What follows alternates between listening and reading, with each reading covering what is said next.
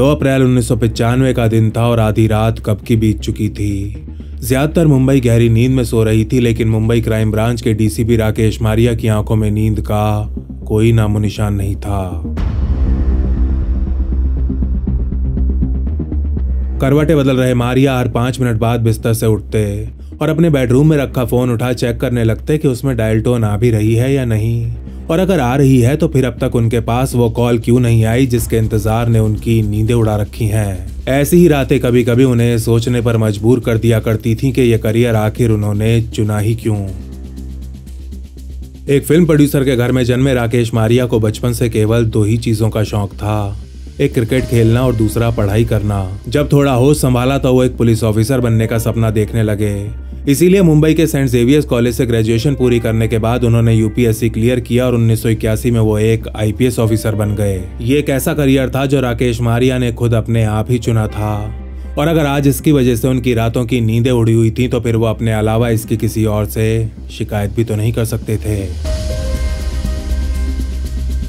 रात के 2 बजे बिस्तर पर जाग रहे मारिया के मन में अपने काम को ले नकारात्मक विचारों का एक सैलाब सा उमड़ा हुआ था, क्योंकि जब पूरी मुंबई चैन की नींद सो रही थी तब उनके 5 अंडरकवर ऑफिसर्स पंजाब जा रही एक ट्रेन में एक अत्यंत खतरनाक मिशन को अंजाम दे रहे थे।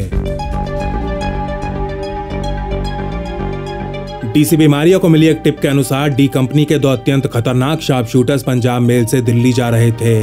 शार्प शूटर्स जो पिछले 1 साल के दौरान कुल 7 लोगों को ऊपर भेज चुके थे। दाऊद के आदेश पर डी कंपनी द्वारा इन शूटर्स को दिल्ली से नेपाल और फिर नेपाल से दुबई भेजने का प्लान बनाया जा रहा था, और राकेश मारिया को हर हाल में नेपाल जाने से पहले ही गिरफ्तार करना था। वो किसी भी कीमत पर इन दोनों को हथकड़ी लगा जल्द से जल्द मुंबई वापस लाना चाहते थे, लेकिन ये कहने में आसान था, करने में नहीं। क्राइम ब्रांच के पास ना ही शार्प शूटर्स की कोई फोटोज थी और ना ही इनके हुलिये के ऊपर कोई जानकारी।